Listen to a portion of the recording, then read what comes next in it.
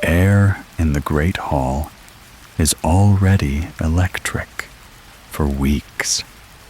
The castle has been thrumming with a new kind of energy, a nervous, excited hum that seems to vibrate in the very flagstones beneath your feet. The Tri-Wizard Tournament. The words alone are a spell, conjuring images of dragons and merpeople, of daring champions and impossible tasks. It's the only thing anyone talks about. A constant buzz that follows you from the library to the corridors, from potions class to the owlery.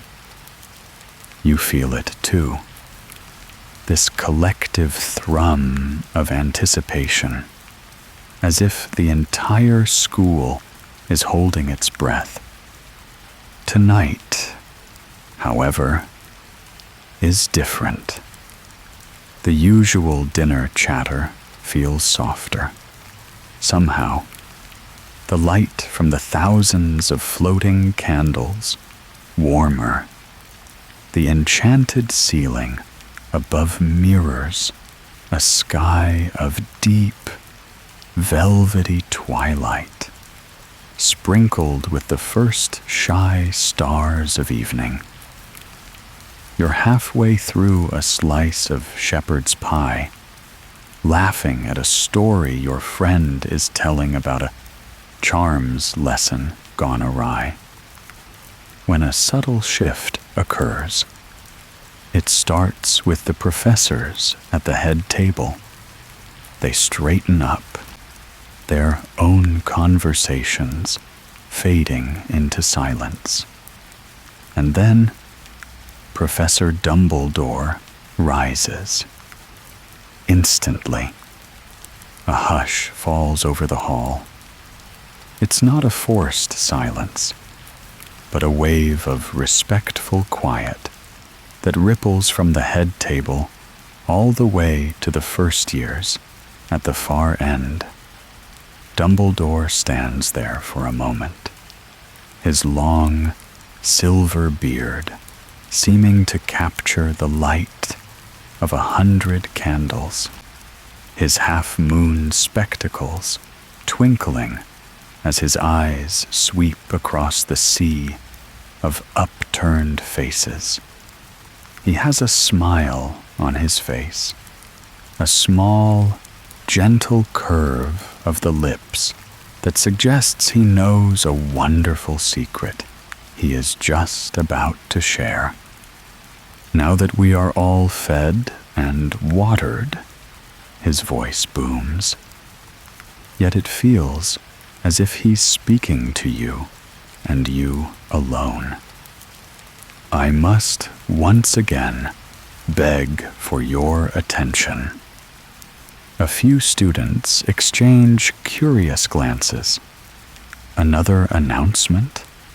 Perhaps a new rule about the tournament, or a warning about the Forbidden Forest. You lean forward slightly, your pie forgotten. As you know, Dumbledore continues, his eyes twinkling more brightly now. The Tri-Wizard Tournament is a grand tradition, a way for us to foster and celebrate magical cooperation and international friendship. It is a time for us to connect with our guests from Beauxbatons and Durmstrang. He gestures towards the other school delegations, who watch him with rapt attention. It has long been a tradition of the tournament to include a certain festive element, a way to interact with our foreign guests on a more social footing. He pauses, and in that pause, the very air seems to thicken with curiosity. What is he talking about? A party? A festival? You feel a nudge from your friend beside you, their eyes wide with speculation. And so, Dumbledore says, his voice taking on a grand, theatrical tone. It is my very great pleasure to inform you that on Christmas night we shall be holding the Yule Ball. The words hang in the air for a single, stunned second. And then the great hall erupts. It's not a cheer, not at first. It's a vast, collective gasp, a sound like the tide rushing in, followed by a tidal wave of whispers, excited shrieks, and frantic, hushed conversations. The Yule Ball. The name itself sounds like something from a fairy tale, something ancient and magical and impossibly grand. All thoughts of dragons and dark arts vanish, replaced by a single, shimmering, terrifyingly wonderful idea. A ball with dancing and dress robes and music. You turn to your friends, your own shock mirrored in their wide eyes and open mouths. The whispers around you are a chaotic symphony. A ball? A real ball? What in Merlin's name am I going to wear? Do you think we have to, dance? Who are you going to ask? That last question hits you with the force of a bludger. Who are you going to ask? Suddenly, the vast, beautiful, candlelit hall seems to shrink, becoming a maze of faces.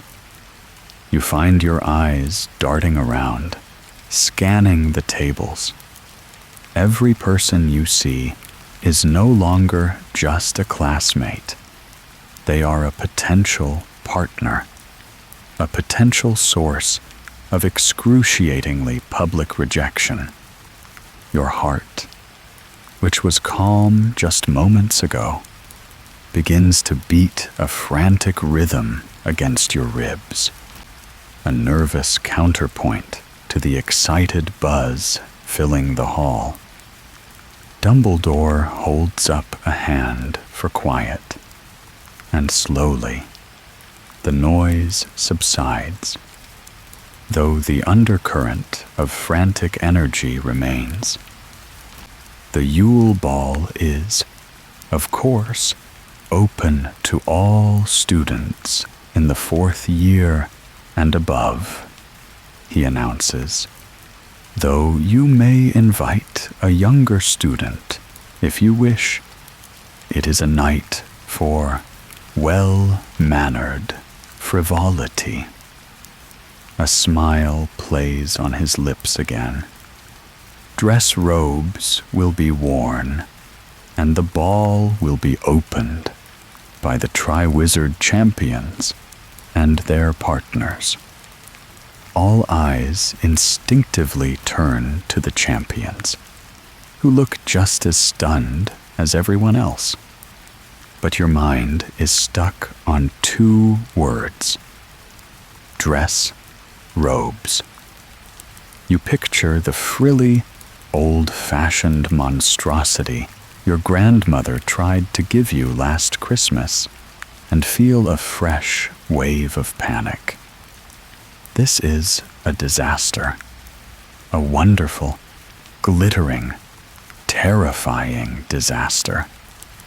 as Dumbledore finishes his announcement and the professors begin to dismiss the students.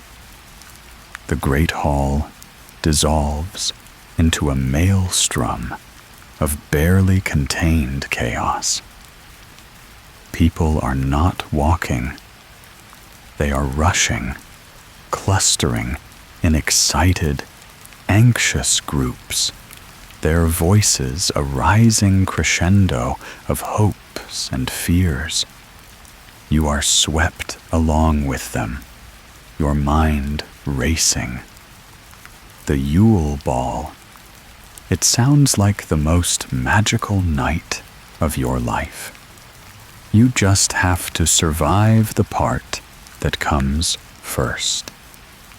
In the days that follow the announcement, the very atmosphere of the castle changes. The excited hum of the Tri-Wizard tournament is replaced by a different kind of energy. A frantic, whispering tension that coils in the corridors and hangs in the air like an invisible fog. It's as if Dumbledore's words cast a strange spell over everyone, transforming Hogwarts from a school of magic into a labyrinth of romantic anxiety. Every corner you turn, every classroom you enter, the topic is the same: the ball. Who is going with whom? Have you asked anyone? Has anyone asked you? The pressure is immense. It settles over you like a heavy, enchanted cloak.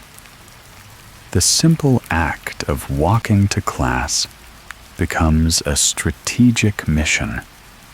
Your eyes, once focused on avoiding Peeves or a trick step on the grand staircase, are now constantly scanning, searching for them. And you know exactly who they are. A face that has, for some time now, occupied a quiet corner of your mind. Someone you've shared a laugh with in herbology, or who once passed you a needed ingredient in potions with a small, secret smile. Before the announcement, these were just pleasant, fleeting moments. Now, they are evidence, clues, glimmers of hope in the terrifying quest for a date. Your common room transforms into a council of war. You and your friends huddle together in the evenings, the firelight casting dancing shadows on your anxious faces. Scrolls of parchment are covered not with homework, but with lists, pros, cons, elaborate diagrams charting the optimal time and place to approach a potential candidate. You can't ask them in the library. It's too quiet. Everyone will hear you get rejected. One friend advises, their voice a low, serious whisper. The great hall at breakfast is better. It's loud. You can make a quick escape if it goes badly. What about by the lake? Another suggests. It's romantic. But what if they push you in? Every day, a new success story or a fresh tragedy ripples through the school.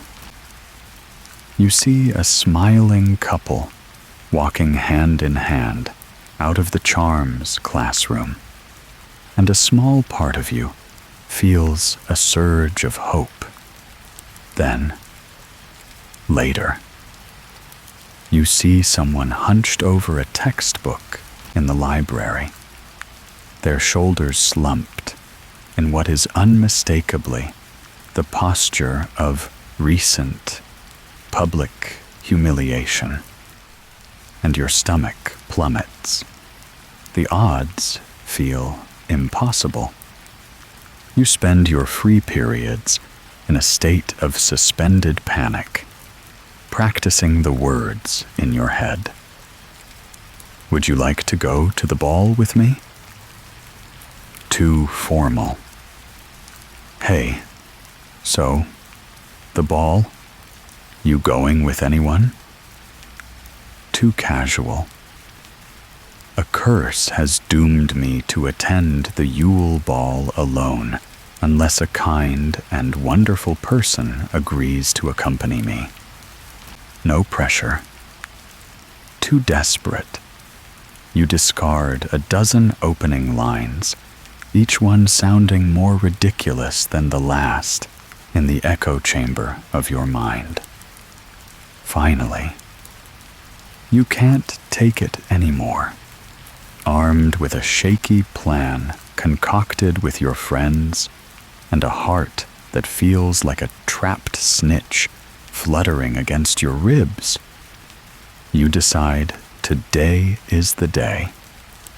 You've plotted their schedule.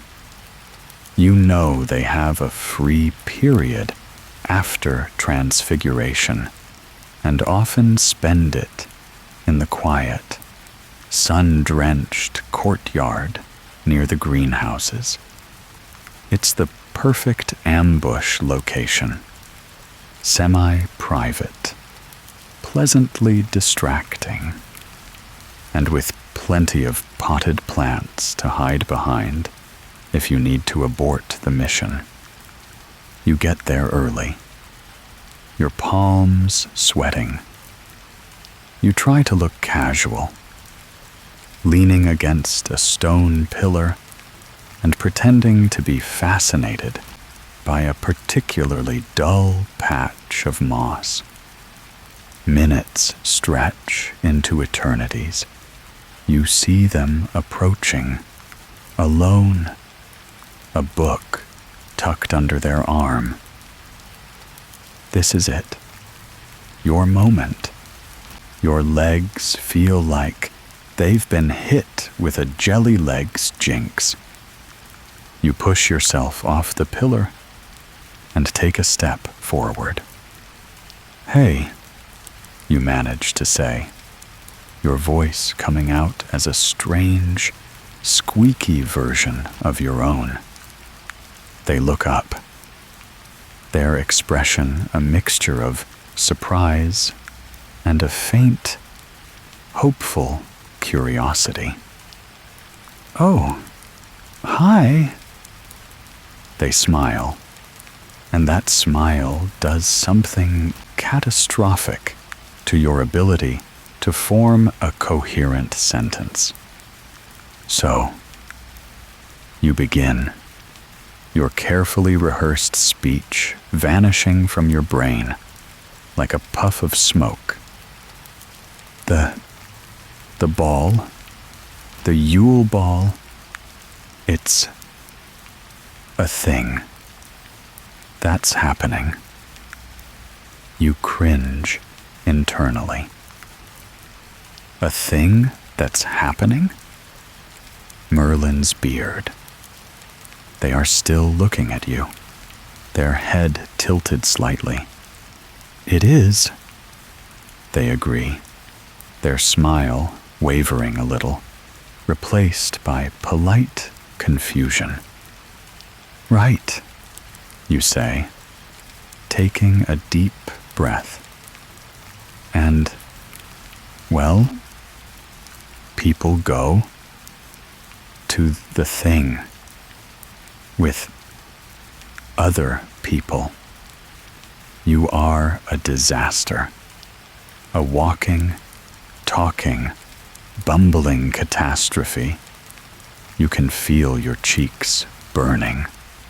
You consider just turning around and running. maybe transferring to Durmstrang. They seem to have less awkward social rituals there. But then, you see a flicker of understanding in their eyes, a gentle softening. They know what this is, and they aren't laughing. This small act of kindness gives you a tiny sliver of courage. "I was just wondering," you finally blurt out, the words tumbling over each other in a desperate rush. If you would want to be the other person that I go with to the ball?" You stand there, breathless, your question hanging in the sunlit air between you. The world seems to fall silent.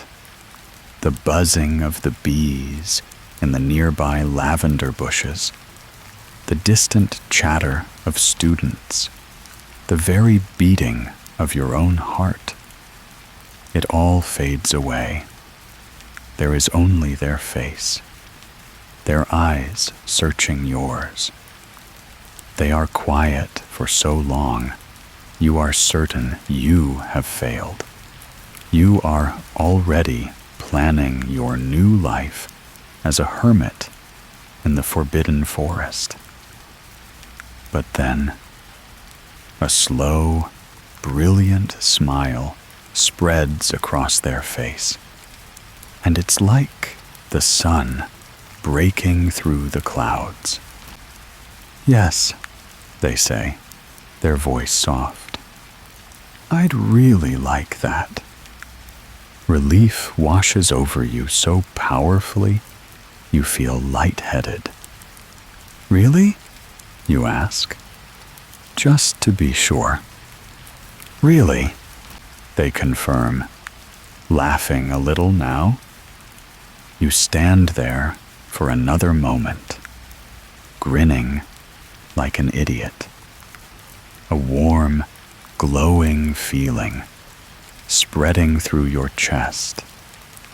You've done it.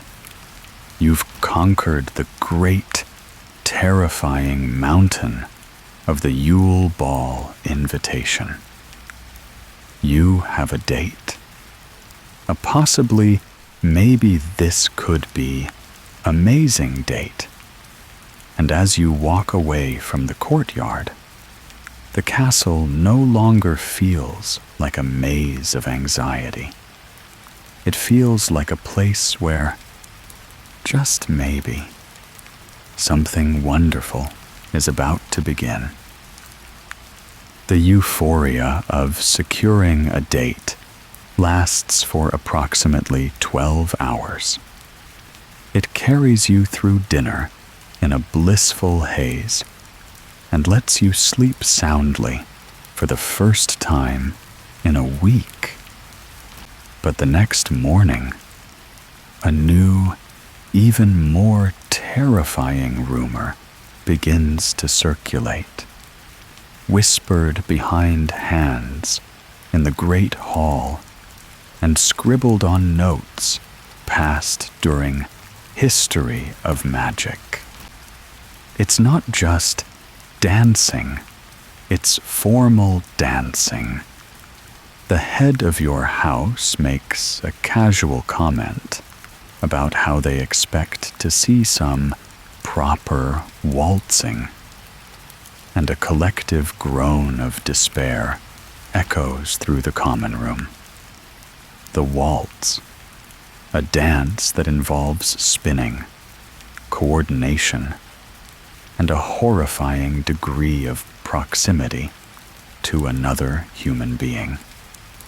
The panic sets in anew, this time with a physical dimension. It's not just your heart that's pounding, it's your feet that feel clumsy, your legs that feel awkward, your entire body that feels utterly unprepared for the challenge ahead. You look down at your own 2 feet. They've carried you through countless corridors, up and down moving staircases, and across the school grounds. But have they ever waltzed? The very idea seems ludicrous. That evening, you and your small circle of friends, all of whom are in the same sinking, uncoordinated boat, gather in a secluded corner of the common room. The mood is grim. "I can't do it," one of your friends moans, burying their face in their hands. "I'm going to step on their toes, or trip, or spin right into a professor. I'll be a legend. But for all the wrong reasons." "We need a plan," another says, their eyes narrowed with determination. "We can't go in there unprepared. We need to practice." The idea is both brilliant and terrifying. Practice? Where? How? It's not as if you can just start waltzing in the middle of the corridor. You need secrecy. You need space. You need music. You need a miracle. After a hushed, frantic debate, a plan is hatched. You will find an unused classroom, a forgotten corner of the castle where you can stumble and trip in private. The search begins the next night, under the silvery light of the moon, filtering through the high castle windows. You creep through the silent corridors, your footsteps echoing softly in the vast quiet. The castle at night is a different beast entirely, full of shifting shadows and strange, sleepy sounds. You try a classroom on the 3rd floor, but open the door to find it filled to the ceiling with enchanted, self-shuffling filing cabinets. Another on the 5th floor is home to a colony of bats who seem to be practicing their own form of aerial ballet. Finally, on a long-forgotten corridor on the 6th floor, you find it, a door that's slightly ajar. You push it open, and the smell of dust, chalk, and old parchment fills your nostrils. The room is perfect. It's large and empty, save for a few rickety desks pushed against the far wall, and a tall, skeletal-looking gramophone standing in one corner, like a silent, metal sentinel. Moonlight streams through the tall, grimy windows, illuminating a million dancing dust motes and creating a makeshift ballroom floor in the center of the room. It's perfect. Now for the music. One of your friends, who excels at charms, approaches the old gramophone. "Let's see," they murmur, pointing their wand.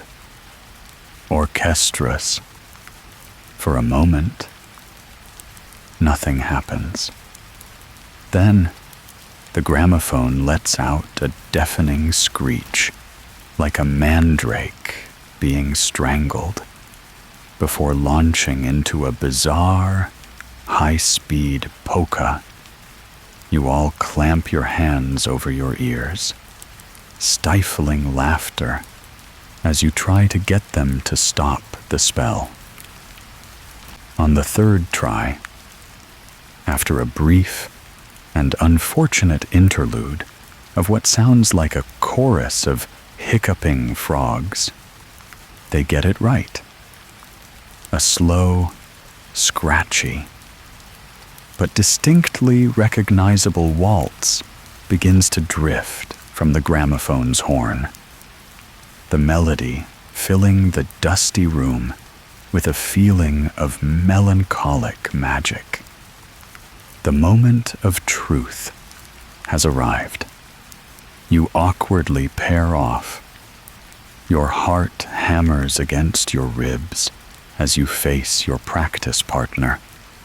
You place a hand on their waist, your palm sweating.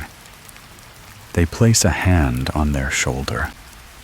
It's the most awkward, clumsy, and unnatural thing you have ever done. The music swells, and you take a tentative step. 1, 2, 3. 1, 2, 3. It's a disaster. You step on their foot. They stumble into you. Another pair bumps into you, sending you all sprawling in a fit of helpless, breathless laughter. The floor is littered with stubbed toes and bruised egos. For a while, it's pure chaos, a tangle of limbs and apologies set to the scratchy rhythm of the waltz. But then, something shifts. The initial terror begins to fade, replaced by the absurdity of the situation. You are all equally terrible, and in that shared incompetence, there is a strange kind of freedom. You start to laugh, really laugh, the sound echoing in the empty classroom.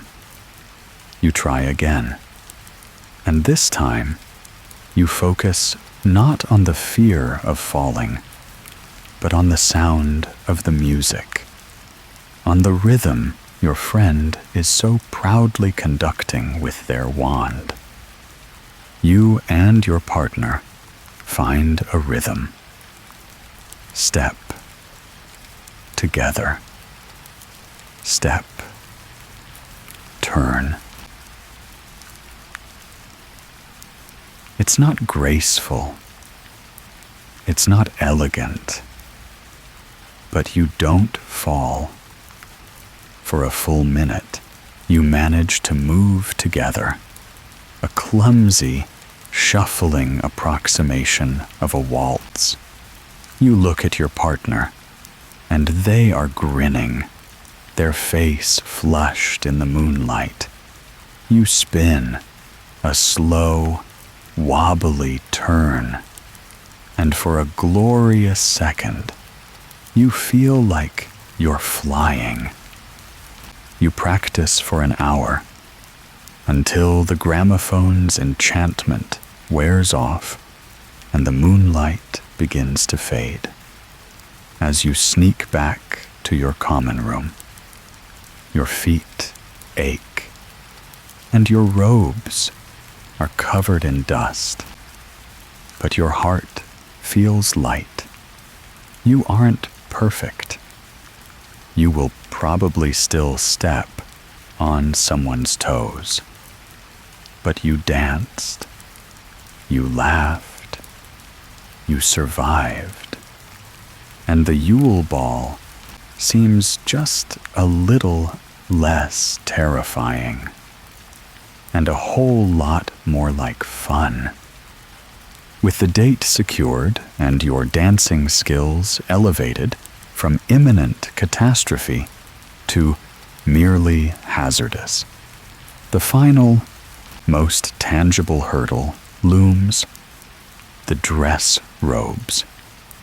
Your school robes are practical, comfortable and familiar, but they are hardly the stuff of fairy tales. A notice goes up in the common room announcing a special supervised Hogsmeade visit for all fourth years and above, for the express purpose of acquiring formal wear. A thrill of genuine, unadulterated excitement shoots through you, eclipsing all the previous anxieties. This isn't about panic or pressure. This is about magic, fashion, and the promise of transformation. The day of the trip arrives, crisp and cold, with a sky the color of pale blue ice. The walk to Hogsmeade is a boisterous affair. The path is crowded with students, their breath puffing out in white clouds, their chatter loud and full of speculation about colors, fabrics, and styles. The village itself is utterly transformed. The usual cozy charm of Hogsmeade has been overlaid with a frantic, festive glamour. The windows of every shop are magically decorated, showcasing shimmering fabrics and elegant mannequins. Your destination is Gladrag's Wizardwear, a shop you've passed 100 times, but never had a reason to enter. Today, it's the epicenter of the village's chaos. A bell jingles merrily as you and your friends push through the door, stepping into a world of color, texture, and overwhelming choice. The shop is packed. Racks upon racks of robes are crammed into every available space, creating a dense forest of velvet, silk, and satin. Mannequins pose dramatically on pedestals, draped in the latest wizarding fashions. The air hums with the frantic energy of shoppers and the polite, slightly strained voices of the shopkeepers trying to keep up. You separate from your friends with a pact to reconvene in an hour, and you dive into the sartorial jungle. The first robe you pull from a rack is a heavy, bottle green velvet affair, with what feels like real moss trimming the collar. It smells faintly of the forbidden forest, and you shove it back with a shudder. The next is a set of shimmering, electric blue robes that crackle with static electricity when you touch them. You imagine accidentally giving your date a small electric shock every time you get close and quickly move on. The process is a blur of discouraging disasters. You try on a set of robes in a pale, dusty pink that your great-aunt would adore, complete with frilly lace cuffs that tickle your wrists. You look in the enchanted mirror, and it gives you a pitying look before helpfully suggesting a nice cup of tea and a lie down. You try on another set that is so aggressively glittery, you shed sparkling dust with every movement, leaving a shimmering trail of failure behind you. There are robes that are too short, making you look like you've had a sudden growth spurt, and robes that are too long, pooling around your feet in a treacherous heap. Despair begins to set in. You watch other students emerge from the changing rooms, looking transformed and wonderful. You see them holding up robes of deep cranberry red, shimmering silver, and midnight blue, their faces alight with discovery. Meanwhile, you're standing in a corner, clutching a truly hideous set of mustard yellow robes, feeling more like a garden gnome than a potential belle or beau of the ball. What if there's nothing for you? What if you're destined to attend the Yule Ball in your school robes, a beacon of sartorial failure for all to see? You're about to give up, to surrender to a fate of frumpy mediocrity. When you see it, tucked away on a small, unassuming rack near the back of the shop, almost as if it was waiting just for you. It's the color of the sky just after the sun has set, a deep, dusky twilight blue that seems to drink the light. The fabric isn't flashy or glittery, but a soft, fine-spun wool that feels like a captured cloud. It has no frills, no moss, no unnecessary adornments, just a simple, elegant cut and a subtle trim of embroidered silver thread that glints like distant stars along the collar and cuffs. Your heart gives a hopeful leap. You take it from the rack and slip into the nearest changing room, your hands trembling slightly. You pull it on, and you look in the mirror. The transformation is instantaneous. The person staring back at you is you, but a different version of you. A version that is taller, more elegant, more confident.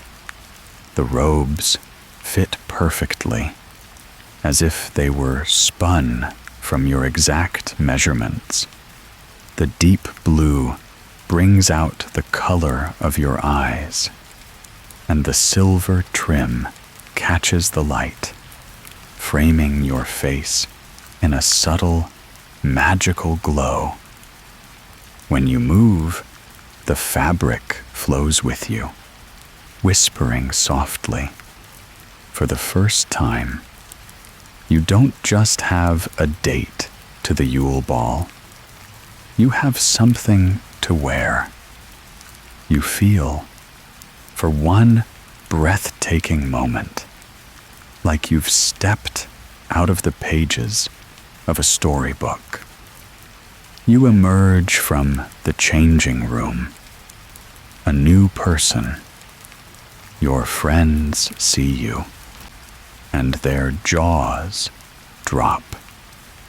Their chorus of approval confirms what you already know. This is it. This is the one. You pay the shopkeeper, your galleons feeling like a small price for such a potent piece of magic. As you walk back to the castle, the setting sun painting the snow-covered grounds in shades of pink and gold. You clutch the bag containing your robes to your chest. It feels like you're holding a promise of a night where anything absolutely anything might be possible. The day of the Yule Ball arrives, and with it, a palpable, crackling energy that seems to infuse the very stones of the castle. Lessons are a blur. No one can concentrate on the properties of Moonstone or the intricacies of the goblin rebellions when a night of music and magic awaits. As soon as the final bell rings, there is a mass exodus to the common rooms. The hours leading up to the ball are, you quickly realize, an event in themselves, a chaotic, wonderful, terrifying ritual of transformation. Your dormitory, usually a place of quiet study and sleep, is now a whirlwind of frantic activity. It's a space filled with laughter, shouted advice, and the low, constant hum of nervous energy. Your beautiful twilight blue robes, which you've taken out to admire at least 20 times, are laid out on your bed like a sacred offering. All around you, your friends are in similar states of organized panic. The air becomes thick with the smells of various magical preparations. One friend is trying out a new potion-infused cologne that is supposed to smell like adventure and freshly signed treaties. At first, it smells vaguely of old parchment and cedar wood, which is pleasant enough. But a moment later, the potion's magic kicks in, and the scent inexplicably changes to that of slightly burnt toast. They groan in despair, frantically trying to scrub it off as you all dissolve into laughter. Another friend is using a sleek Azi's hair potion, and the acrid, chemical smell momentarily overpowers everything else. The most fascinating and terrifying object in the room is a borrowed, self-operating curling wand that is zipping around one of your friends' heads like an angry, metallic hummingbird. It darts in, grabs a strand of hair, wraps it into a perfect curl with a hot hiss, and then zips away to find its next target. It's incredibly efficient, but also deeply unnerving to watch. Don't make any sudden movements, your friend warns through gritted teeth, their head held perfectly still. It gets confused by panic. You are all a team, a support crew for each other's anxieties. You help one friend with the ridiculously complicated clasps on their robes, which seem to have been designed by a particularly mischievous goblin. Someone else uses a quick mending charm to fix a small tear another friend discovers on their cuff. When you struggle with a piece of your own hair that refuses to cooperate, a friend comes to your aid, skillfully tucking and pinning it into place with a practiced hand. There are shared vials of shimmering lotion that leaves a faint, silvery dust on your skin, and debates over which pair of shoes is marginally less likely to cause a fall on the grand staircase. In the midst of the chaos, there are moments of quiet connection. "Do I look okay?"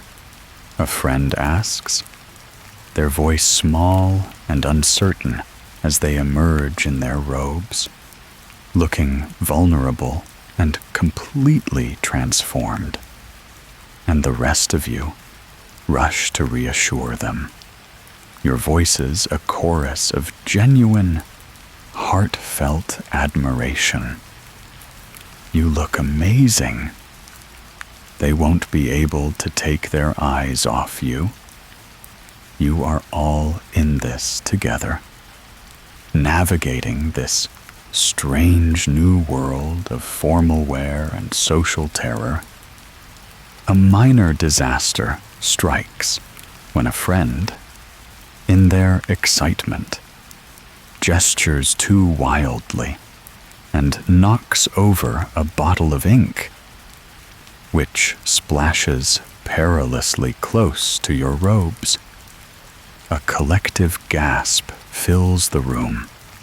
For one heart-stopping second, you see the entire night flashing before your eyes, a vision of yourself in ink-stained finery. But before the dark liquid can even touch the twilight blue fabric, another friend whips out their wand.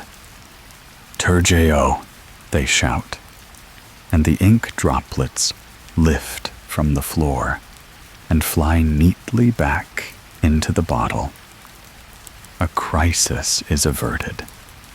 You all laugh, a little hysterically this time, the sound laced with pure, unadulterated relief. As the clock ticks closer to the start of the ball, the energy in the room shifts from frantic panic to a buzzing, high-strung anticipation. The work is mostly done. Hair is curled, robes are fastened, and everyone smells vaguely of burnt toast, sleek easies, and adventure. You are all just pretending not to be terrified. A group of friends standing on the precipice of something new and unknown. You look around at their faces, flushed with excitement and nerves, and a wave of affection washes over you. Whatever happens tonight, you are facing it together. There comes a point when the frantic energy in the dormitory begins to subside, replaced by the low hum of final preparations. The self-operating curling wand has ceased its terrifying dance. The last stubborn clasp has been fastened, and the air now holds a complex, layered scent of a dozen different magical cosmetics. Your friends are admiring their own transformations, making small, nervous adjustments. In this brief lull, you feel a sudden need for a quiet moment, a single breath before you step out into the grand spectacle of the night. You slip away from the chattering group and find yourself standing before the tall, age-softened mirror that hangs on the far wall of the dormitory. Its silvered surface is slightly cloudy at the edges, and the ornate wooden frame is worn smooth in places from centuries of students leaning against it, seeking its silent judgment. Most of the time, you barely notice it. But tonight, it feels like the most important object in the castle. Taking a deep breath, you look up, and for a moment, you don't quite recognize the person staring back at you. It's you. Of course, your eyes, your face, your smile, but you've been rearranged, transfigured. The person in the mirror is not the student who spills ink on their charms homework, or who wrestles with unruly hair after a blustery walk back from the greenhouses. This person is something more. The twilight blue robes hang perfectly, the soft fabric flowing from your shoulders to the floor in an unbroken, elegant line. The color is even more magical in the warm light of the dorm, shifting from a deep navy in the shadows to a soft, hazy violet where the light catches it. The silver thread embroidered along the collar and cuffs doesn't just glint. It seems to hold the light, casting a faint, ethereal glow that illuminates your face. Your hair, for once, is behaving, tamed into a style that looks both intentional and effortlessly graceful. There's a faint, silvery shimmer on your skin from the shared lotion, as if you've been lightly dusted with moonlight. You raise a hand, and your reflection does the same. You touch the soft fabric of the robes, feeling the fine spun wool under your fingertips. It feels real. This isn't a dream. This is you, right now. The mirror, old and kind, seems to do more than just reflect. It seems to strip away the layers of everyday anxiety and self-doubt. It doesn't show you a stranger. It shows you a version of yourself you didn't know existed. A version filled with a quiet, waiting potential. It reflects the person you hope to be tonight. Confident, poised, and ready for whatever magic the evening holds. The frantic butterfly feeling in your stomach hasn't vanished entirely, but it has changed. It's no longer the wild, panicked fluttering of terror. It's the gentle, expectant whirring of anticipation. The nerves are still there, a low, grounding hum that reminds you this is real and important. But they are now wrapped in a soft blanket of wonder. Is that really me? You think, a genuine, astonished smile touching your lips. The sounds of your friends' laughter and nervous chatter fade into a distant murmur. For this one, long, perfect moment. It's just you and the person in the mirror, sharing a secret. The secret is that you are enough. You are ready. You look like someone who belongs at a magical ball. You take one last, deep, steadying breath, your eyes meeting your own in the ancient glass. You are no longer just a student heading to a dance. You are a character in a story that is just about to begin, holding that feeling close, like a charm against nervousness. You turn away from the mirror and rejoin your friends, a quiet, newfound confidence settling over you like a second cloak. The time for preparation is over. It's time for the ball to begin. The journey from your common room to the entrance hall is a strange, dreamlike procession. The corridors of Hogwarts, usually just familiar pathways between classes, are now filled with the rustle of silk and the soft tap of formal shoes on stone.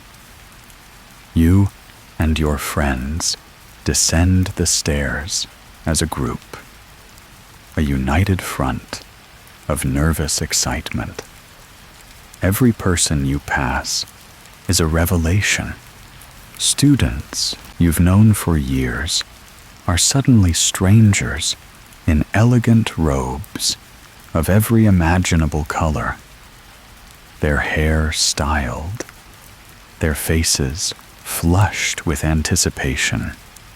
There are nods of approval, wide-eyed stares of admiration, and a shared, unspoken understanding that tonight you are all part of something special. As you reach the top of the grand staircase, you pause. Below you, the entrance hall is a sea of people, a swirling kaleidoscope of color and sound. The usual cavernous space is crowded and alive, buzzing with 1,000 conversations. But your attention is drawn to the great oak doors at the far end of the hall. The doors to the great hall. They are closed, but a soft, silvery light pulses from beneath them, and you can hear the faint, tantalizing sound of music, a deep, enchanting melody that seems to pull you forward. This is where you are supposed to meet your date. Your heart begins its familiar, frantic rhythm, a drumbeat against your ribs. You descend the staircase, your hand trailing along the cool, smooth stone of the balustrade to steady yourself. You reach the bottom and are immediately enveloped by the crowd. You crane your neck, searching, your eyes scanning the multitude of faces. For one heart-stopping moment, you can't see them, and a cold wave of panic washes over you. What if they're not here? What if they changed their mind? And then, just as a professor calls for the doors to be opened, they swing wide, and all thought, all panic, all sound is extinguished by a single, collective gasp of pure wonder. The room before you is not the great hall. It cannot be. The familiar, comfortable hall you've eaten in 1,000 times has vanished, replaced by a breathtaking, magical ice palace. The enchanted ceiling is gone, and in its place, a perfect, starry winter sky glitters. So close, you feel you could reach up and touch the constellations. From this sky hang not candles, but hundreds of shimmering, magical icicles, each one dripping with what looks like liquid moonlight, their light casting a cool, silvery glow over everything. The long house tables are gone, replaced by dozens of smaller, round tables draped in silver cloth and littered with glowing, floating ice lanterns. The walls of the hall are draped in sparkling silver frost that glimmers and shifts, catching the light like a field of diamonds. In the corners of the room stand magnificent ice sculptures. A soaring phoenix with its wings outstretched. A coiled serpent that seems to watch the crowd with intelligent, icy eyes. A proud badger and a wise-looking eagle, all carved from enchanted, unmelting ice. The floor itself is a marvel, covered in a thin, magical layer of frost that sparkles underfoot, but isn't cold or slippery, giving you the sense that you are walking on frozen starlight. At the far end of the room, on a raised dais, a band you've never seen before is playing. They are dressed in black robes and look impossibly cool. Their music, a hauntingly beautiful melody that weaves through the air like a silver thread. You take a tentative step inside, your shoes making a soft, crunching sound on the magical frost. The air is crisp and cool, smelling faintly of pine and cold night air. Yet a comfortable warmth emanates from the enchanted ice, keeping the chill at bay. You are speechless. You knew it would be special, but you could never have imagined this. It's a scene from a dream, a place outside of time. You look around at the other students, their faces mirroring your own awe. Everyone is moving slowly, as if afraid to break the spell, their eyes wide as they take in the impossible beauty of it all. You feel a profound sense of shared experience, of being part of a moment so magical it will be whispered about in the corridors for years to come. This is the Yule Ball, and it is more wonderful than you ever dared to hope. Amidst the glittering frost and the shimmering icicles, you stand frozen, a small figure in a vast, magical snow globe. The initial wave of awe begins to subside, replaced by the returning, insistent thrum of your own nervous heart. You are supposed to be meeting someone. Here, now.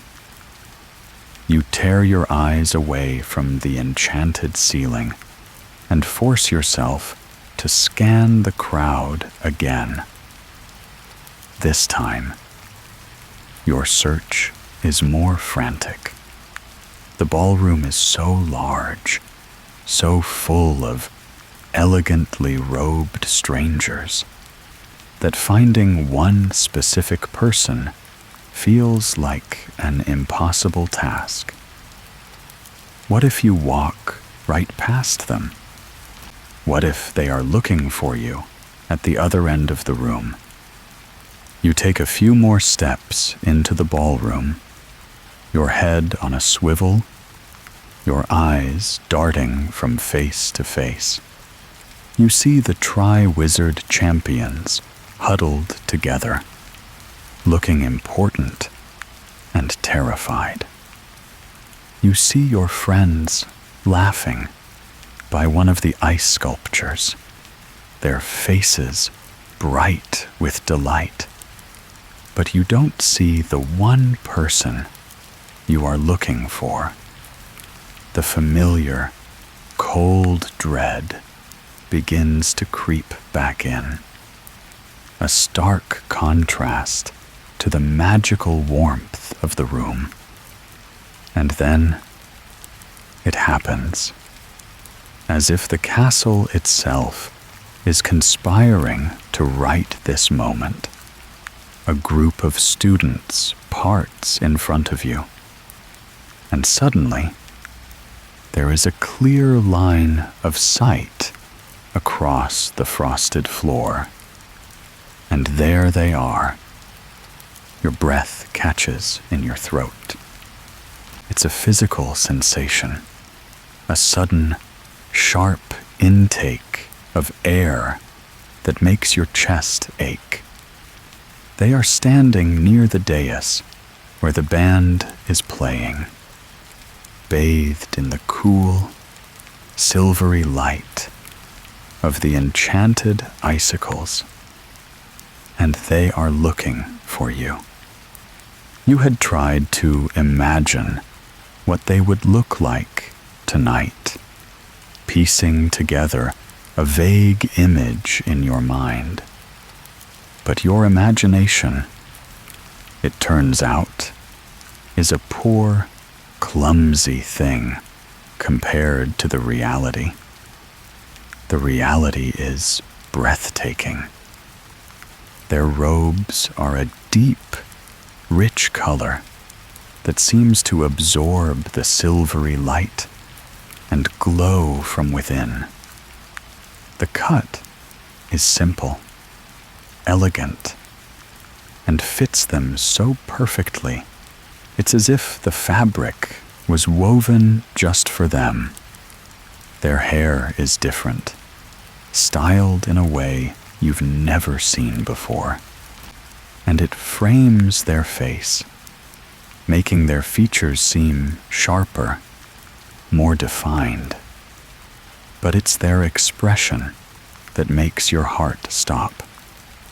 They look a little lost, a little nervous, and completely, utterly wonderful.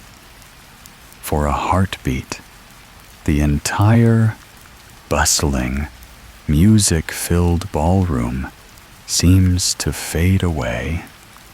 The crowd, the icicles, the band, it all dissolves into a soft, blurry background. The only thing in focus is them. The only sound is the frantic, joyful pounding of your own heart. Then their eyes find yours.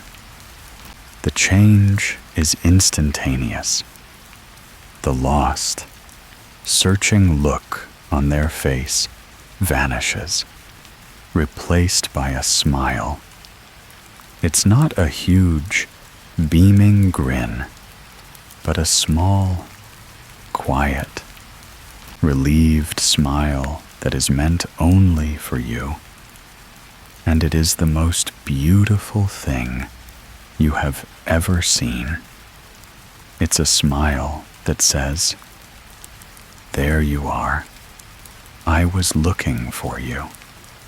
Something inside you, a knot of anxiety you didn't even realize you were holding, simply dissolves You smile back, a real, genuine smile that reaches your eyes.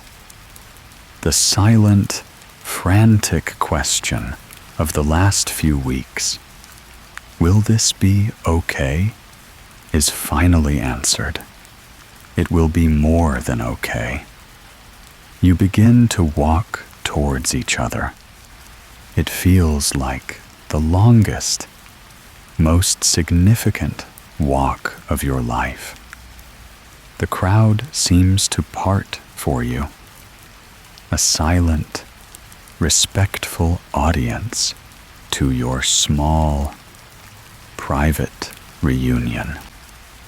With every step, the nervous energy drains away, replaced by a warm, glowing certainty. This is right. You finally reach them, stopping a foot or so away, both of you a little breathless. "Hi," they say, their voice a little shaky, but their eyes shining. "Hi," you reply, your own voice barely a whisper. You can't seem to stop smiling. You look. You search for the right word. Nice is too small. Good is an insult. Amazing feels closer, but still not quite enough. Incredible? You finish, the word feeling wonderfully inadequate. They laugh, a soft, happy sound that makes the last of your fears vanish completely. "So do you," they say, their eyes full of a sincere admiration that makes your cheeks flush with warmth. Your robes, it's the color of the sky. You look down at your twilight blue robes, and then back at them, your heart feeling so full you think it might burst. The awkward, fumbling student who practiced dancing in a dusty classroom is gone. In their place is this person, standing in a magical ice palace, about to start the most wonderful night of their life. The Yule Ball has truly begun. The moment you've been dreading and dreaming of in equal measure arrives with a sudden, authoritative shift in the music. The gentle, atmospheric melody that has filled the ice palace fades, and a hush falls over the chattering crowd. Professor Dumbledore's amplified voice rings out, warm and resonant. "And now, if I may have your attention, it is time for the opening dance. Will the Triwizard champions and their partners please make their way to the floor?" A wave of applause ripples through the hall. You watch as the 4 champions, looking impossibly brave and simultaneously like they might be sick, emerge from the crowd with their partners. They look magnificent and terrified, their faces pale under the silvery light. They take their places in the center of the vast, empty dance floor, a small island of formal terror in a sea of expectant faces. The band strikes up a new tune, a grand, sweeping, and undeniably traditional waltz.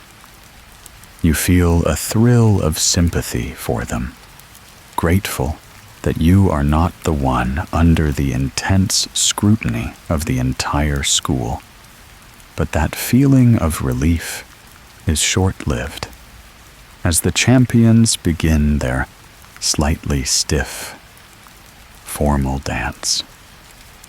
Dumbledore's voice rings out again. We invite all our students to join them. Your blood runs cold. A hand, warm and slightly clammy, slips into yours. It's your date. Ready? They whisper, and you can hear the nervous tremor in their voice, which makes you feel slightly better. You are both equally terrified. You nod, unable to form words, and allow them to lead you from the relative safety of the sidelines into the vast, open expanse of the dance floor. It feels like stepping onto a stage. Hundreds of eyes seem to be on you.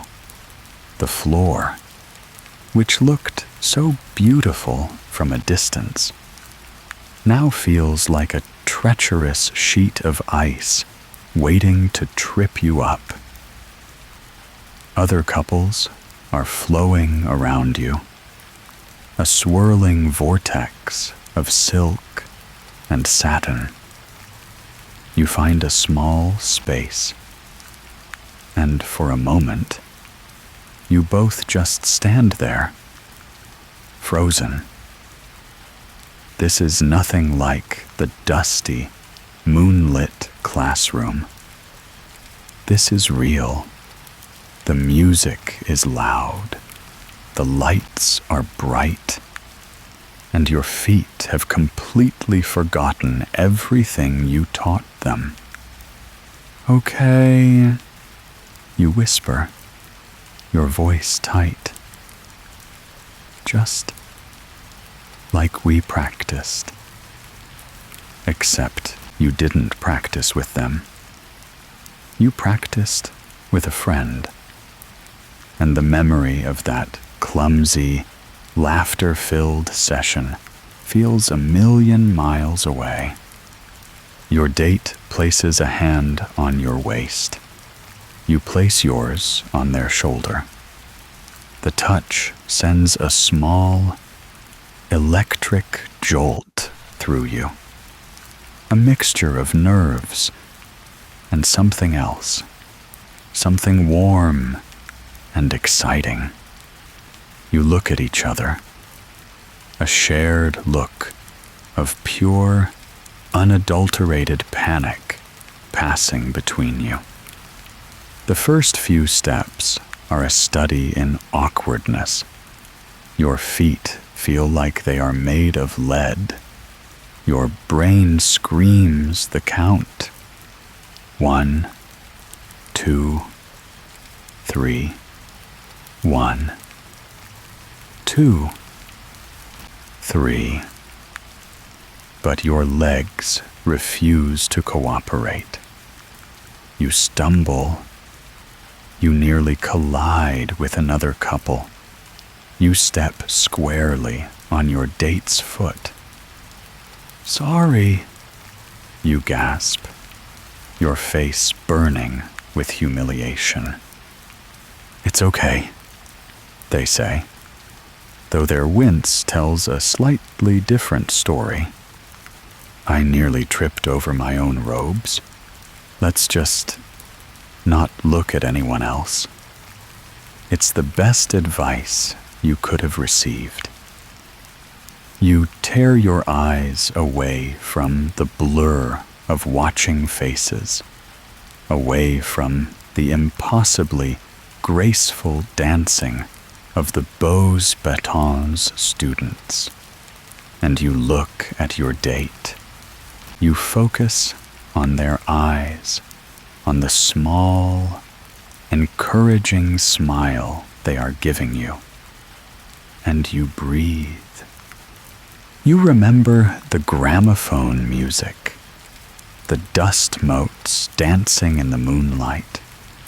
You remember the feeling of not caring if you looked silly because you were having fun. You let go of the fear of falling and just listen to the rich, sweeping melody of the waltz. The music seems to seep into your bones, a magical rhythm that overrides your panic. You try again. Step, together, step, turn. It's still clumsy, but this time you move together. You find a shared rhythm, a silent communication passing between you. Their hand on your waist guides you, a firm, steady pressure. Your hand on their shoulder relaxes. You are no longer two separate, terrified people. You are a single, moving entity, a slightly wobbly, off-kilter entity, but an entity nonetheless. Then comes the spin.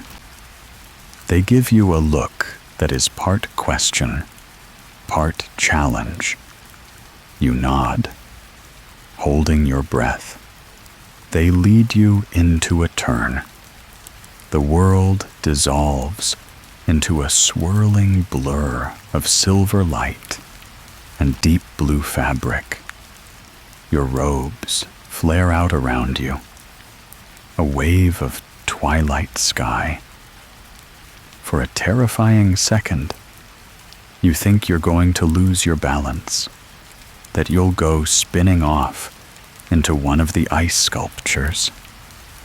But then their hand tightens its grip, steadying you, pulling you back. You finish the turn, a little dizzy, a little breathless, but upright, and you are both laughing. Not a small, polite laugh, but a real, joyous, relieved laugh that bubbles up from your chest. You did it, you twirled, and you didn't fall. From that moment on, the terror is gone. The dance is no longer a performance or a test. It's just fun. You move around the floor, your steps becoming more confident, your movements more fluid. You are no longer just counting. You are dancing. You are swept up in the magic of the moment, in the swirl of your robes, in the warmth of your date's hand, in the shared, ridiculous joy of it all. The song seems to end too quickly. The final chord hangs in the air, and you come to a stop, breathless and flushed. You look at your date, their face alight with the same exhilarated glee that is coursing through you. The applause from the sidelines feels distant, unimportant. In the center of the glittering ballroom, you have survived your first dance, and it was wonderful. As the last notes of the opening waltz fade, and the dance floor fills with relieved, chattering students, a new kind of magic begins to unfold, with a soft, collective snap that seems to come from the very air itself. The round, silver-draped tables scattered throughout the hall are suddenly laden with food. It doesn't rise up from the tables as it usually does during school feasts. Instead, it simply appears, as if it has condensed out of the magical atmosphere, shimmering into existence on glittering, multifaceted crystal dishes that look as though they were carved from the same enchanted ice as the sculptures. The sight and the smell is intoxicating.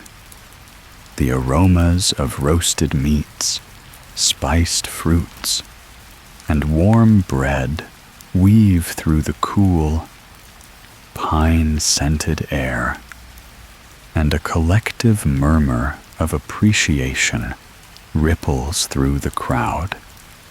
You and your date, still giddy from the dance, find your friends, who are all talking at once, recounting their own near falls and triumphant twirls.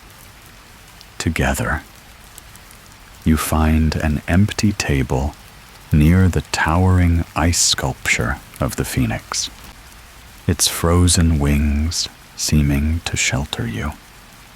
You sit down, and the true marvel of the feast becomes apparent. This is not the usual Hogwarts fare of steak and kidney pie and boiled potatoes. This is a feast designed to enchant, to delight, to be a part of the fairy tale. In the center of your table, a whole roasted bird, impossibly golden and glistening, steams gently, surrounded by a wreath of what look like sugared cranberries. Beside it is a platter of delicately spiced lamb chops, so tender they seem to melt on the fork, served with a mint sauce that shimmers with a faint, magical green light. There are tureens of creamy, golden soup from which tiny, edible stars seem to float, and bowls of roasted root vegetables glazed with honey and sprinkled with herbs you've never seen before. "What is all this?" your friend whispers in awe, poking at a small, purple plum that has been coated in a crackling layer of spun sugar, making it look like a captured jewel. You help yourself to a little of everything. Your plate, a colorful mosaic of magical cuisine. You take a bite of the spiced lamb, and the flavor explodes in your mouth, rich, savory, and with a hint of something smoky and mysterious. You try the sugared plum, and the crisp sugar shell gives way to a burst of warm, sweet fruit. It's the most delicious thing you've ever tasted. The drinks are just as magical. Instead of pumpkin juice, there are goblets that magically refill themselves with warm, spiced apple cider that makes you feel cozy from the inside out, or a fizzy, pink lemonade in which tiny, harmless sparks of light dance and pop on your tongue. The atmosphere in the hall shifts. the formality of the opening dance gives way to a relaxed, convivial warmth. The room is filled with the clinking of crystal, the murmur of happy conversations, and bursts of laughter. You and your friends talk and eat, your voices animated as you dissect every detail of the evening so far. You try to guess the secret ingredients in the dishes.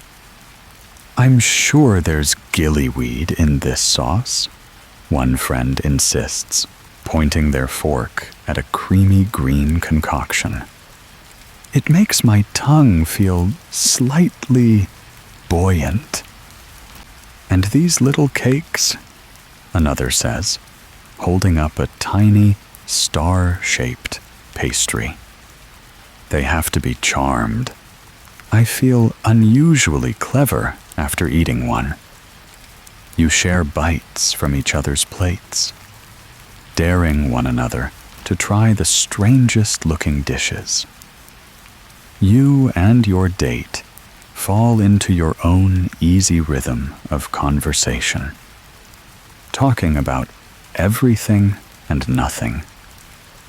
You learn about their disastrous attempt at making a shrinking solution in potions, and you tell them about the time you accidentally turned your eyebrows blue right before a school photograph. You are no longer just a date to a ball.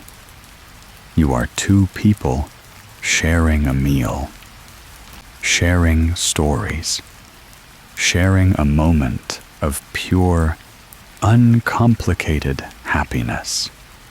The grandeur of the ice palace and the pressure of the formal dance recede, leaving just the simple, wonderful magic of a shared table and good company. As the main course dishes magically clear themselves away, an even more spectacular array of desserts appears. There are towering trifles with layers of shimmering, color-changing jelly, pyramids of tiny, perfect chocolate eclairs that seem to whisper compliments when you eat them, and a magnificent cake in the shape of Hogwarts itself, with tiny, enchanted lights twinkling in its sugary windows.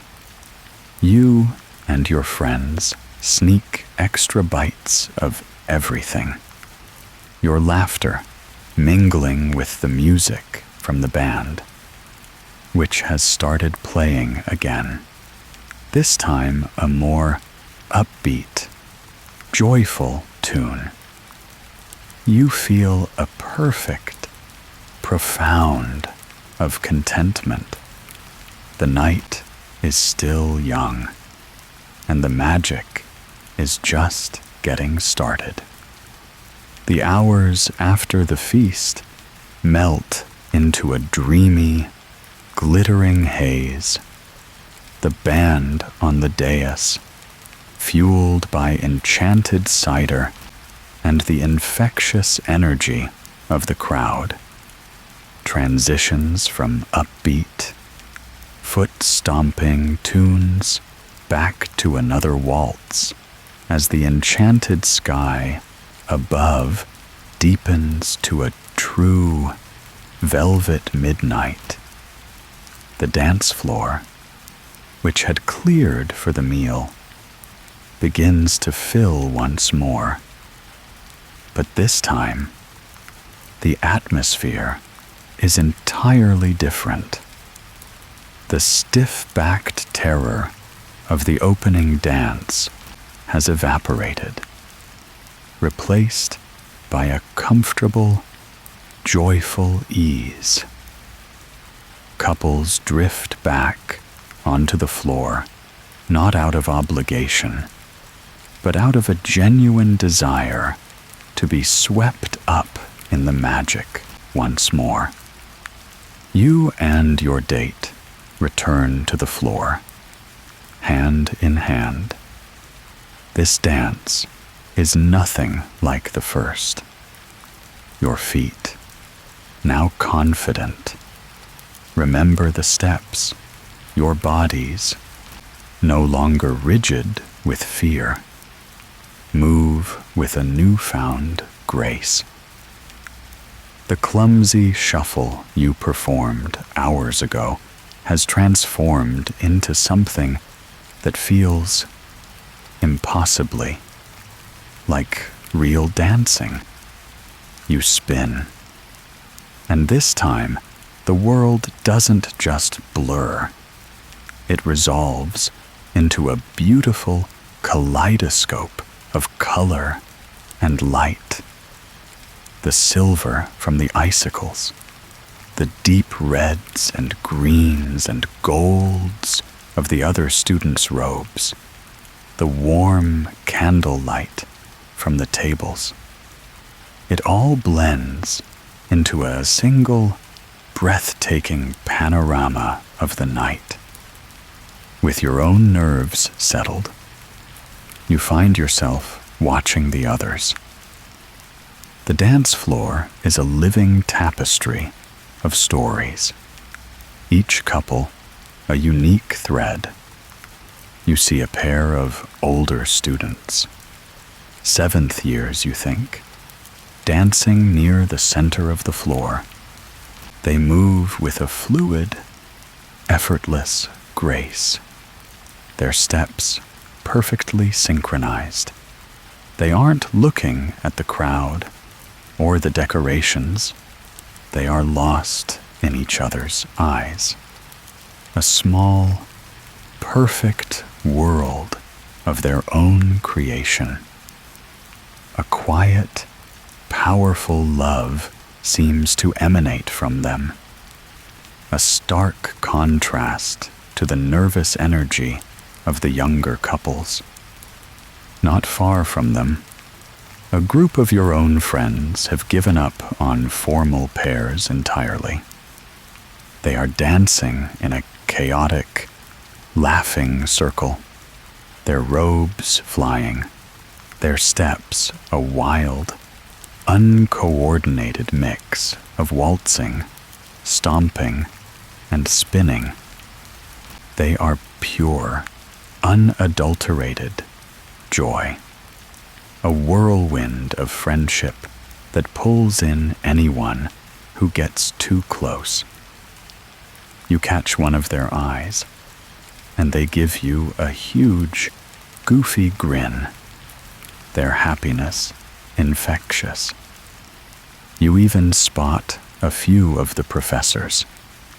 Professor Flitwick, standing on a magically conjured stool, is waltzing with Professor Sprout, his tiny feet moving with surprising speed and precision while she beams, her robes trailing a faint scent of earth and fertilizer.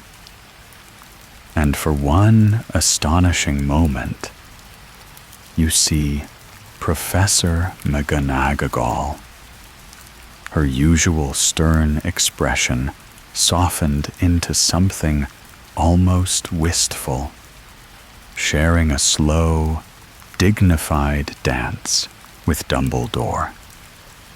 Their movements are formal and old-fashioned, a glimpse into a different era of balls and magic.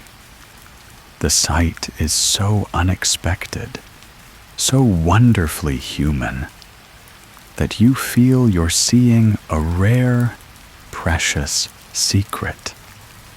Your gaze drifts, and you watch the faces around you, each one illuminated by the soft, magical light. You see the hope, the joy, the shy glances, the heartfelt laughter. You realize you are in a room filled with moments that are, at this very second, becoming cherished memories. A boy tucks a stray strand of hair behind his partner's ear. A girl throws her head back and laughs at something her date has whispered. These tiny, fleeting gestures feel more significant than the grandest magic.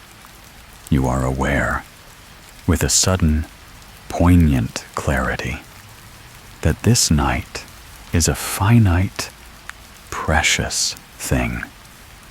You try to absorb every detail, the specific melody the band is playing, the exact shade of the silvery light, the feeling of your date's hand in yours, and commit it to memory, wanting to keep it forever. Your attention returns to the person in your arms. They are watching you, a soft, curious smile on their face. "What are you thinking about?" they murmur, their voice barely audible over the music. "Just," you begin, not sure how to articulate the sudden wave of emotion. "Just that this is perfect." They nod, their smile widening. "It is, isn't it?" The music swells, pulling you closer. The rest of the world seems to fade away again, leaving just the two of you, turning slowly in the center of a fairy tale ice palace.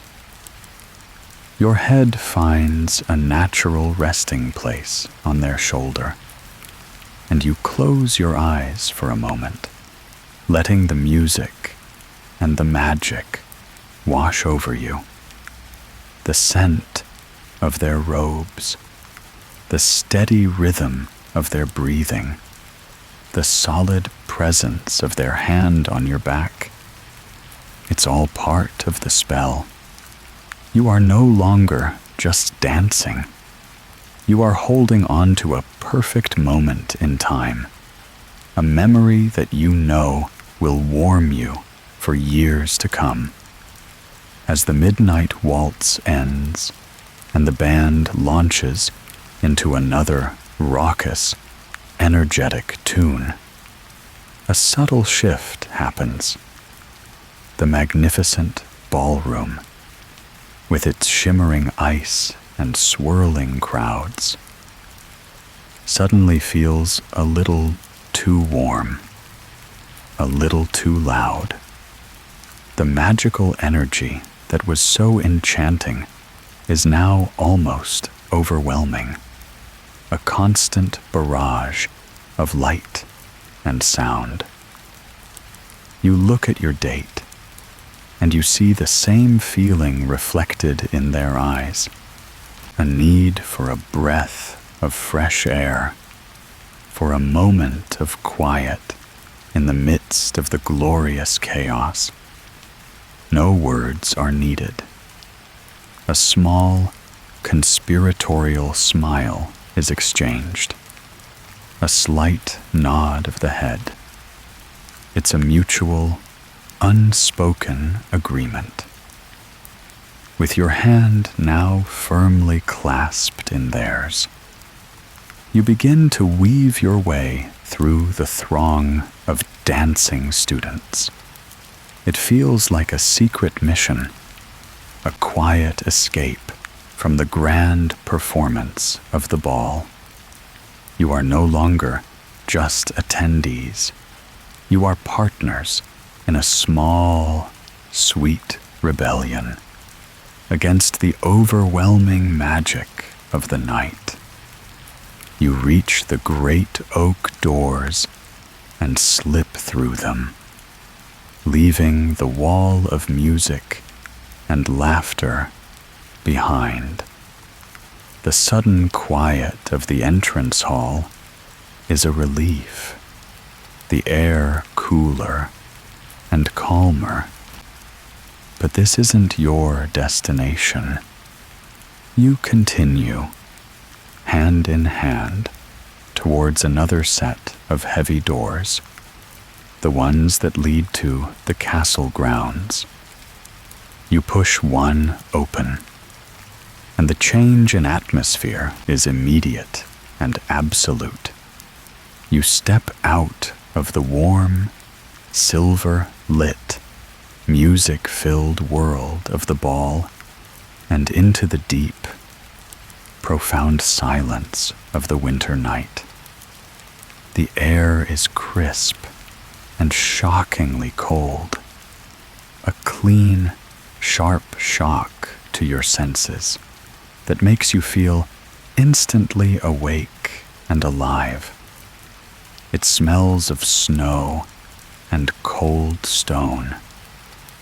Above you, the real sky is a vast expanse of dark, inky velvet, strewn with the diamond dust of 1,000,000 sharp, clear stars.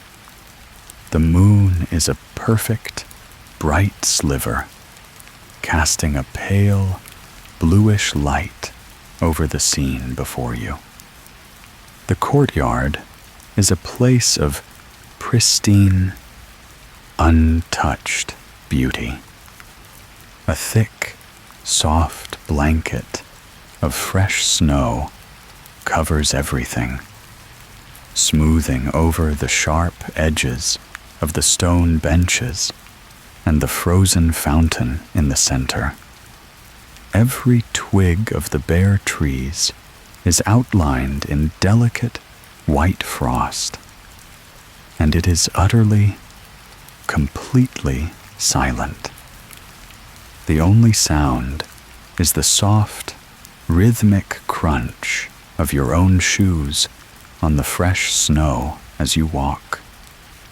It's a silence so deep, it seems to have a presence of its own, a stark and beautiful contrast to the noise you just left behind. Softly, gently, new snowflakes begin to fall. They are not the big, wet flakes of a storm, but tiny, perfect, crystalline structures that drift down lazily from the dark sky, landing like Saturn, white kisses on your hair and the shoulders of your twilight blue robes. You watch one land on the back of your hand, a perfect, six-pointed star that glitters for a moment before melting from your warmth. You find a stone bench that is partially sheltered by an overhang, and your date brushes the snow off with a sweep of their hand before you both sit down. You sit close together, partly for warmth, partly because the vast, silent courtyard seems to encourage it. For a long time, you don't speak. You simply sit, breathing in the cold, clean air, watching the gentle, endless descent of the snow. The silence isn't awkward or empty. It's a comfortable, shared quiet, filled with all the things you don't need to say. It's a space to simply process the magic of the evening, to let the whirlwind of the ballroom settle. Finally, you speak, your voice a soft cloud of steam in the cold air.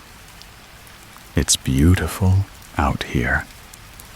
Quieter. Anyway, your date replies, their voice equally soft. They look at you, their face illuminated by the pale moonlight. Are you cold? You are, a little. A shiver runs through you, a mixture of the cold and the sheer, overwhelming emotion of the night. Before you can answer, they gently take the edge of your robe and pull it a little more snugly around your shoulders. A simple, kind gesture that warms you more than any heating charm could. You talk for a while, your voices low and intimate in the vast stillness. You don't talk about anything important, not about school or the tournament or the future. You talk about the music and the food and how you're fairly certain Professor Snape was actively trying to curdle the punch with his glare from across the room. You laugh, and the sound is soft and muffled by the snow-filled air.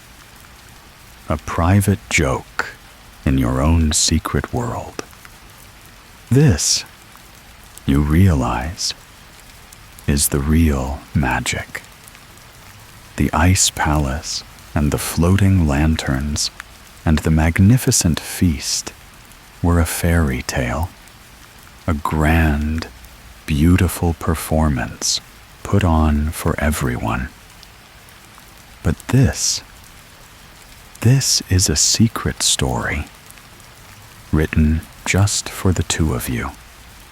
This quiet, snowy courtyard, this shared silence, this simple, profound connection. This is the moment you will remember with the most clarity, the memory that will feel the most real. You look at your date, their profile etched in moonlight, a snowflake melting on their eyelash, and you feel a sense of perfect, unadulterated peace. You know you have to go back inside eventually, back to the light and the noise. But for now, you linger, holding on to this quiet, stolen moment for as long as you possibly can. The cold eventually seeps into your bones, a gentle reminder that even magical nights have their limits. Your quiet sanctuary in the snow is beautiful, but the warmth and light of the ballroom begin to call you back. With a shared, reluctant sigh, you stand up, brush the fresh snowflakes from your robes, and head back inside. The heavy oak door closing behind you with a soft thud, shutting out the silent winter world. Re-entering the ballroom is like diving back into a warm, glittering sea. The energy is still high, the music still loud, but something has changed. There's a new quality to the light, a subtle shift in the atmosphere. It's the feeling of an ending approaching. You can see it in the way the professors are starting to gather their things, in the way some of the younger students are visibly drooping with exhaustion, their formal robes looking rumpled and lived in. You can hear it in the tone of the music, which has taken on a slightly more wistful, nostalgic quality. The magic of the evening is beginning to wane, like a candle burning down to its wick. You don't want it to be over. You look at your date, and you see the same sentiment in their eyes. There's a fierce, shared desire to cling to the last vestiges of this perfect night, to squeeze every last drop of magic from it before it dissolves into a mere memory. The band on the dais seems to understand. The lead singer steps forward, their voice magically amplified to be heard over the chatter. "All right, everyone," they say, their voice warm and a little weary. "We've got time for one more song." A collective groan of disappointment ripples through the hall, a sound of 100 people all wishing for just a little more time. A slow, gentle melody begins to fill the air. It's not a waltz, and it's not a boisterous, foot-stomping tune. It's something in between, a slow, swaying, bittersweet song that feels like a lullaby and a farewell all at once. The lyrics speak of starlight and fleeting moments, of memories that linger like perfume in the air.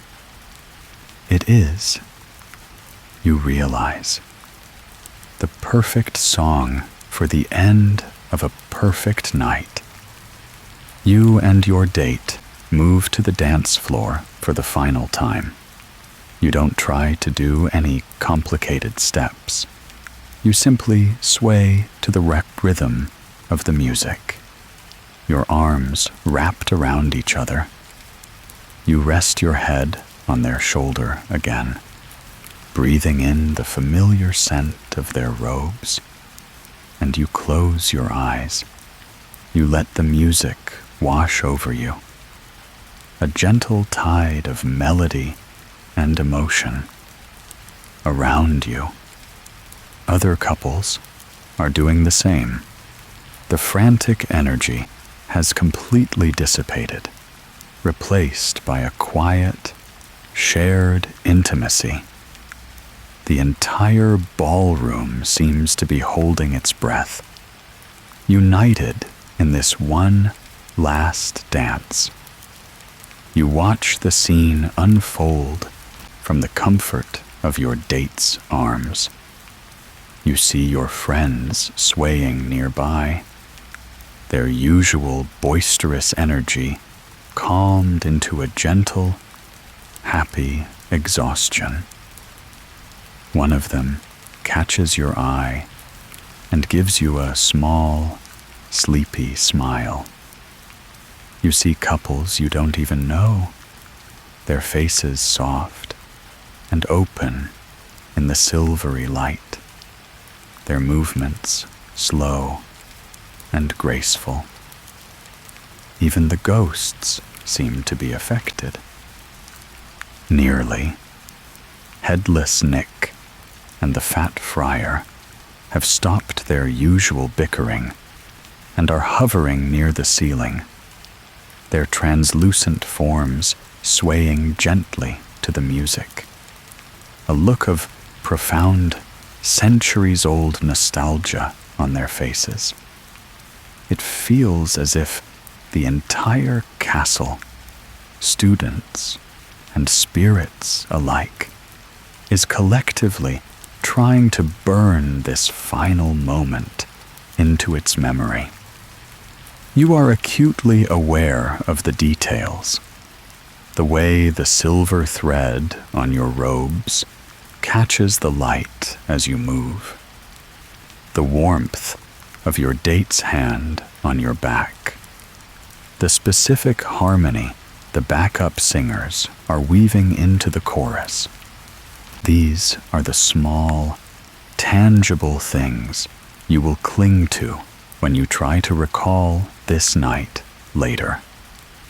You try to bottle the feeling, this perfect, fragile, bittersweet moment of pure, unadulterated happiness tinged with the sadness of its own ending. The song reaches its crescendo, the melody swelling to fill every corner of the ice palace, vibrating through the floor and up into your chest. It's a beautiful, aching sound, a final burst of magic before the silence. And then, with a final, lingering chord that hangs in the air like a sigh, it's over. For a moment, no one moves. The entire hall is frozen in a tableau of silent farewell. The song is over. The ball is over. You and your date slowly pull apart, though your hands remain linked. You look at each other, and there's nothing to say. A sad, sweet smile is exchanged, a silent acknowledgement that the spell has been broken. The applause that follows is soft and heartfelt, not a roar of excitement, but a gentle thank you for the magic. The lights in the hall seem to brighten slightly, the enchanted icicles losing some of their silvery glow, and the reality of the approaching dawn begins to seep back in. The fairy tale is over, but it was real, and it was wonderful. The slow, reluctant exodus from the great hall is a world away from the eager, jostling crowd that entered it hours ago. The magnificent ice palace is now just a ballroom at the end of a party. The ice sculptures seem a little less majestic, the frost on the walls a little less magical. The night has ended, and a collective, weary sigh seems to hang in the air. You and your friends gather near the great oak doors, a small, rumpled cluster of survivors. Your feet ache with a deep, satisfying pain. Your carefully styled hair is a mess of escaped tendrils and fallen pins. Your elegant robes feel heavy and slightly too warm, but none of it matters. You say your goodbyes to your date at the base of the grand staircase. The farewell is a little awkward, a little shy, stripped of the grand, romantic backdrop of the ballroom. There are no soaring melodies or glittering icicles, just the familiar, echoing quiet of the entrance hall in the small hours of the morning.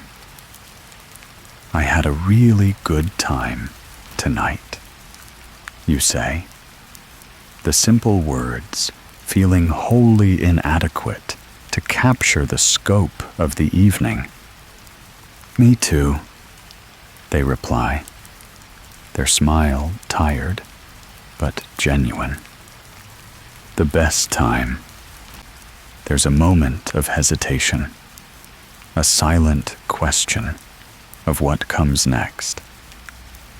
But the night has been full enough, with a final, shared smile that holds the promise of future conversations, of seeing each other in the harsh light of the morning and remembering this magical, silvery night. You part ways. You watch them go. A pang of sweet sadness in your chest before turning to join your friends for the final journey back to your common room. The climb up the many flights of stairs is a slow, quiet pilgrimage. The castle feels vast and sleepy around you, its own magical heartbeat slowing to a deep, slumbering rhythm. Halfway up the first flight, you make a silent, mutual decision. With groans of relief, you and your friends sit down on the steps and pull off your shoes. The cool, ancient stone against the soles of your aching feet is the most wonderful feeling in the world. You continue the rest of the journey, barefoot, your fancy shoes dangling from your fingers, your footsteps now silent on the stone. The conversation is soft and sporadic, punctuated by yawns. You aren't recounting the night in loud, excited bursts anymore. You are sharing the small, precious details, the quiet moments that meant the most. Did you see the way he looked when the desserts appeared? Her laugh. I don't think I've ever heard her laugh like that before. My favorite part was the courtyard, the snow. You trade these moments like precious jewels, holding them up to the faint moonlight from the corridor windows. You finally reach the portrait that guards your common room. You whisper the password, your voice hoarse with tiredness, and the portrait swings open to reveal the warm, familiar, fire-lit space beyond. The room is empty. The fire in the hearth burned down to a pile of softly glowing embers. It feels like a safe, warm cave after the grand, glittering expanse of the ballroom. You all collapse into the softest, squishiest armchairs, a tangle of tired limbs and expensive, rumpled robes. No one has the energy to change.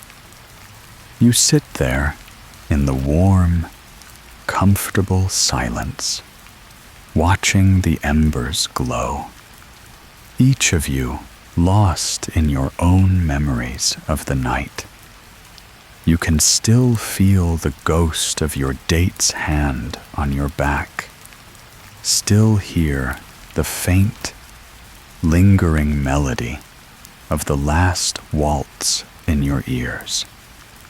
Your body is exhausted, your feet ache, and you know you will be utterly useless in classes tomorrow. But your heart feels full to bursting. It's a new feeling, a warm, radiant glow that seems to have settled deep within your chest. It's the feeling of a night that has lived up to every impossible expectation of a memory so perfect and bright, it will serve as a lantern against any future darkness. You look around at your friends, their faces soft and peaceful in the dim, red glow of the dying fire.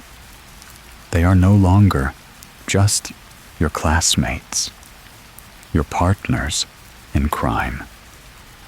They are fellow survivors of the great, terrifying, wonderful adventure that was the Yule Ball. You have seen each other at your most anxious and your most joyful, and you have come through it together. A soft sigh escapes your lips, a sound of pure, unadulterated contentment, and in the deep, magical quiet of the sleeping castle, you fancy you can hear it sigh gently with you, as if it too is settling down to dream of a night of ice and music and starlight